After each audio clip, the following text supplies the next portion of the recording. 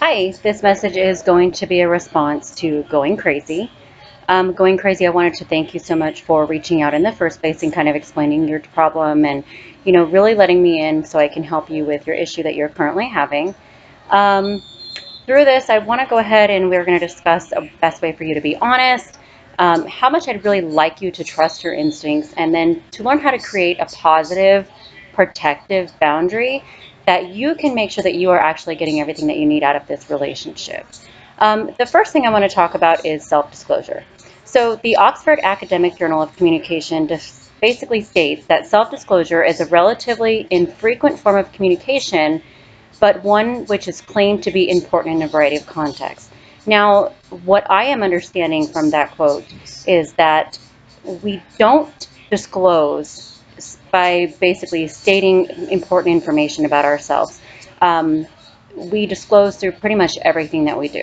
So you are disclosing pieces of your personality, pieces of your lifestyle through your conversations and your behavior patterns and communication patterns with this person that you're talking to. Now, you also need to understand that he is also disclosing as well. So it is great that you guys have had this wonderful level of intimacy where you've talked about life situations, but you need to also pay attention to what else he's disclosing.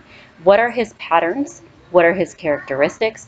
And what are things that are coming off as either red flags or things that may be either concerning or encouraging to you? So self-disclosure is something that you really need to pay attention on both ends. Now, also going into a little bit of branching off of self-disclosure, we're also going to look at the mindful listening aspect. Now, Psychology Today says we often think about improving our relationships by changing what we say to others. We pay less attention to the fact that we can also change what we hear.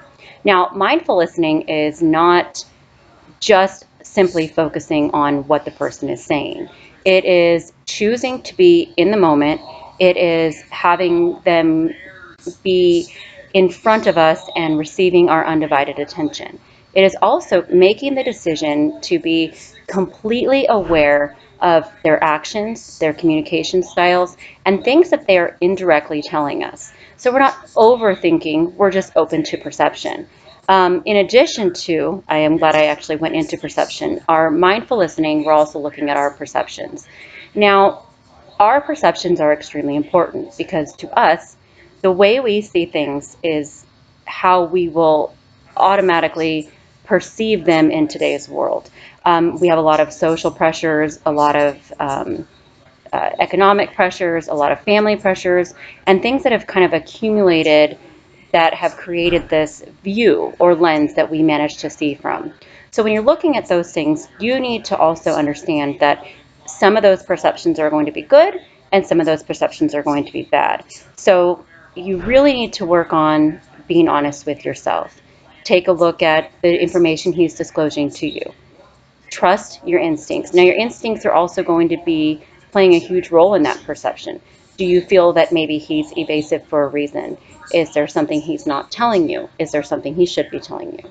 And then also be open to mindful listening, not just listening to the words that he's choosing, but listen to what he is saying, how he is saying it, and also the times he's available to discuss things with you. And you really need to kind of pay attention to that. The last thing I wanted to touch on basically was the work relationship. Being in a work relationship also adds a level of complexity to this. Most work relationships need to remain professional because that is something that could injure you moving forward. And you do not want to be in a situation where you are having a problem at work and it's going to kind of bleed into the rest of your identity. So with that said, in conclusion, I'd like to remind you to be completely honest with yourself, to trust your instinct, and then also to create a protective boundary. Now, honesty means what do I need and what do I need from him, telling him exactly how you feel. Trusting your instincts. Look at the things that he's disclosing to you and act how you feel you should act. Don't worry about being crazy. You do what you need to do. And then create protective boundaries by protecting your career, your future, and basically learning whether or not you should be in the position that you're in and choosing how you want to move forward so you can protect yourself. Good luck, and I wish you well.